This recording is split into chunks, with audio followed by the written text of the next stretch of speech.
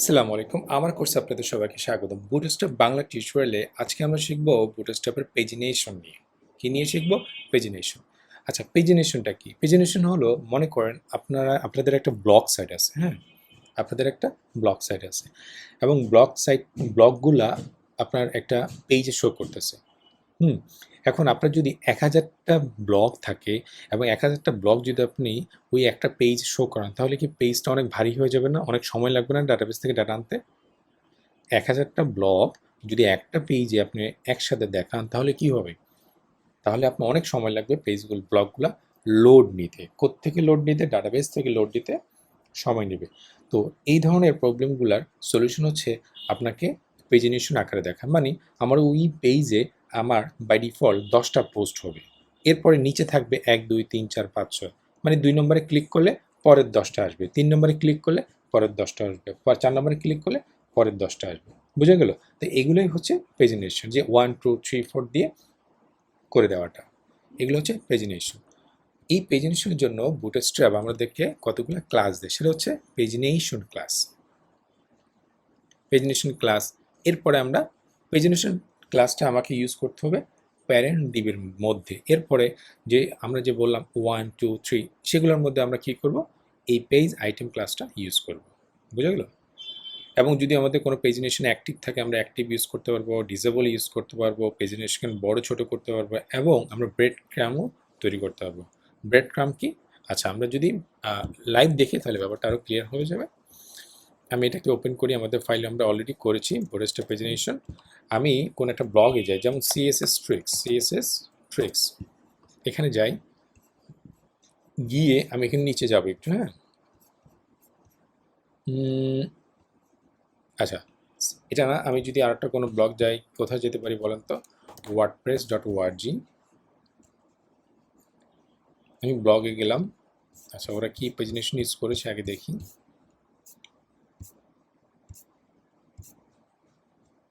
না, আচ্ছা, smash magazine,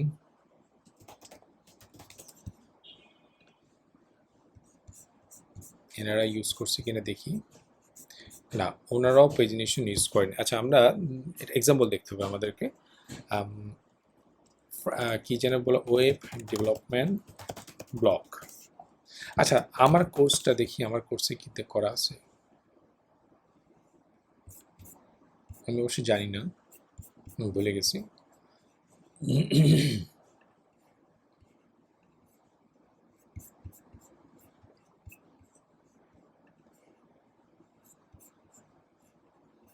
না, পেজিনেশনটা করা নেই সম্ভবত।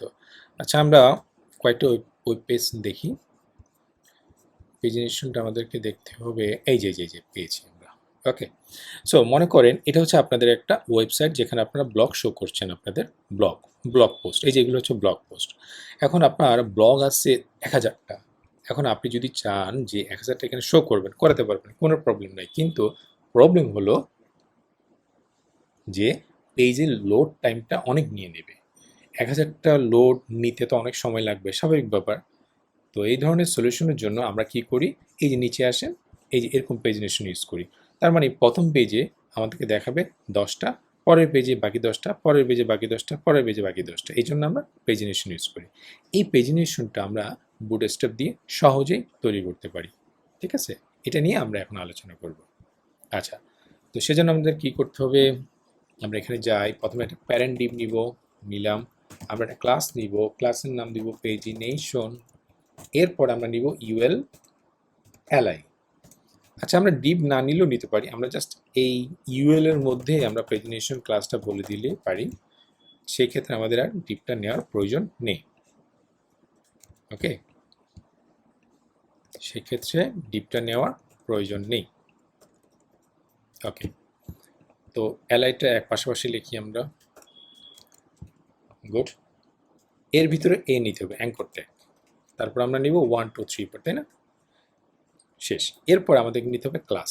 এলআই এর জন্য আমাদেরকে ক্লাস নিতে হবে পেজ আইটেম নামে একটা ক্লাস, এবং এই অ্যাঙ্কর ট্যাগের জন্য আমাদের একটা ক্লাস নিতে হবে, সেটা হচ্ছে পেজ লিঙ্ক। বুঝে গেল? এখন আমরা যদি কপি করি, 4টা করলাম, 2, 3, 4। আমরা যদি সেভ দিয়ে রিলোড দিই পেজটাকে, এই যে পেজিনেশন দেখাচ্ছে, আমি একটু জুম করি, এই যে পেজিনেশন, বুঝে গেল? বুটস্ট্র্যাপে আপনাকে এই পেজিনেশনটা অলরেডি করে দেয়। আপনাদের জাস্ট কি ইউজ করতে হবে? পেজিনেশন, পেজ আইটেম, এই ক্লাসগুলো ইউজ করতে হবে। ক্লিয়ার? Very good. আমরা যদি কোনো একটা, মনে করেন আমরা 3 নম্বর পেজে আসি, হ্যাঁ, এই পেজটাকে যদি আমরা অ্যাক্টিভ মোডে রাখতে চাই, সেক্ষেত্রে আমরা কি ইউজ করব? অ্যাক্টিভ নামে একটা ক্লাস ইউজ করবো। এই যে এখানে অ্যাক্টিভ, সেভ দিব, রিলোড দিব, তার মানে আমরা 3 নম্বর পেজে আসি, বোঝা যাচ্ছে, তাই না? কি করলাম? জাস্ট অ্যাক্টিভ নামে একটা ক্লাস অ্যাড করে দিয়েছি আমরা। যদি কোনো একটা পেজকে আপনি ডিসেবল করতে চান, ফর এক্সাম্পল এই ওয়ান পেজটাকে ডিসেবল করবেন, সিম্পলি ডিসেবল ক্লাসটা ইউজ করেন। এই দেখেন ডিসেবল হয়ে গেছে, ওকে কিন্তু ক্লিক করা যাচ্ছে না। আমি যদি টুকেও ডিসেবল করতে চাই, ডিসেবল, সেভ দিলাম, রিলোড দিলাম, এখন দেখেন টুকে কিন্তু ক্লিক করা যায় না, টুর কালার কিন্তু চেঞ্জ হয়ে গেছে, দেখছেন? এখানে ক্লিক করা যাবে কিন্তু এখানে ক্লিক করা যাচ্ছে না। কেন? কারণটা হচ্ছে আমরা ডিসেবল ইউজ করেছি। ওকে, আপনি চাইলে এই পেজিনেশনটা ছোট বড় করে নিতে পারেন। সেজন্য আমাদেরকে কী করতে হবে? আমাদেরকে প্যারেন্টের এখানে pagination-lg, pagination-sm এগুলো ইউজ করতে হবে। আমরা যদি lg ইউজ করি তাহলে কী হবে? এই যে বড় হয়ে গেছে। আমরা যদি sm ইউজ করি, এই দেখেন ছোট হয়ে গেছে, বুঝে গেল? আমরা চাইলে lg, sm ইউজ করতে পারি, md ইউজ করতে পারি। ক্লিয়ার? এই যে এগুলো দিয়ে বড় ছোট করতে পারবেন, আপনি সহজেই বড় ছোট করতে পারবেন। এই যে এখানে বড় রাখলাম, আমি এটা এইটার দিই, এটা নেব ছোট, sm, সেভ দিয়ে রিলোড দিব, এই যে ছোট। ক্লিয়ার? মজার না? ওকে, আচ্ছা, আপনি চাইলে এই পেজিনেশনগুলোকে অ্যালাইনমেন্ট করতে পারবেন। যেমন আমি যদি এই পেজিনেশনটাকে একটু সেন্টার আনতে চাই, সেজন্য আমরা কি ইউজ করব? জাস্টিফাই কন্টেন্ট সেন্টার, সেভ দিয়ে রিলোড দিব, এই দেখেন সেন্টারে চলে আসছে। কী করলাম? জাস্টিফাই কন্টেন্ট সেন্টার, সেন্টারে চলে আসছে। তাহলে আমি যদি রাইট সাইডে নিতে চাই, তাহলে আমরা এটাকে কপি করি, পেস্ট করি, এখানে সেন্টার না দিয়ে কী দিব? ইন্ড দিব, সেভ দিয়ে রিলোড দিব, এই দেখেন ইন্ডে চলে গেছে, ইন্ডে চলে গেছে, সেন্টারে চলে আসছে, বাই ডিফল্ট তো লেফটেই থাকে। ক্লিয়ার? আপনি ইচ্ছা মতো করতে পারবেন। এটা হচ্ছে পেজিনেশন মজা, তাই না? Very good. আচ্ছা, এই দুগুলো পেজিনেশন। এখন আমরা দেখব ব্রেড ক্রাম্ব কি। ব্রেড ক্রাম্ব মানে কি? ফর এক্সাম্পল আপনি আমার কোর্সে যান, এই ওয়েবসাইটে গিয়ে যে কোনো একটা পোস্ট দেখেন, মানে ব্লগ দেখেন, হ্যাঁ, আমি গেলাম একটা ব্লগে গেলাম, ব্লগে যাওয়ার পরে এই যে দেখেন, আপনাকে এখানে এই জিনিসটা খেয়াল করি, যে আমি জুম করি একটু, এই যে এই আমি একটু একটু জুম আউট করি, আর একটু করি, এই যে এইটা দেখেন, মানে হচ্ছে এই যে আপনি বর্তমান যে পেজে আসেন সেটা কোত্থেকে, নেভিগেশনটা কোত্থেকে আসছে? আসছে হচ্ছে হোম পেজ থেকে, তারপর HTML ক্যাটাগরি থেকে। এই অংশটুকুই হচ্ছে ব্রেড ক্রাম্ব। এই অংশটুকুই বলা হয় ব্রেড ক্রাম্ব, মানে আপনাকে বলে দিচ্ছে যে আপনি কোন কোন কোন পেজ থেকে আসছেন। ওকে, তো এইটা বুটস্ট্র্যাপে করে দেওয়া আছে অলরেডি। সেজন্য কি ইউজ করতে হবে? সিম্পল, আমাদের কি ইউজ করতে হবে? ইউএল। আমরা এখানে একটি ইউএল এর জন্য ক্লাস ইউজ করব ব্রেড ক্রাম্ব। ব্রেড ক্রাম্ব বানান ভুল হয়েছে, ক্রাম্ব। ওকে, এরপরে কি নিব? এলআই এ। এলার জন্য কি নিব? সেম, সেম না, জাস্ট একটু চেঞ্জ আছে, class bread, BREAD, CRUMB, bread crumb item. এবং অ্যাঙ্করের জন্য আমরা এটা, অ্যাঙ্করের জন্য ক্লাস না নেওয়া লাগবে না, থাক, নেওয়া লাগবে না। সো এখানে আমরা কি নিব? ফর এক্সাম্পল আমরা এসেছি হোম থেকে, তারপর থেকে হোম থেকে ক্যাটাগরি থেকে, মানে হোম থেকে ব্লগ পেজে এসেছি, এরপরে এসেছি হাউ টু রাইট কোড এই ব্লগে।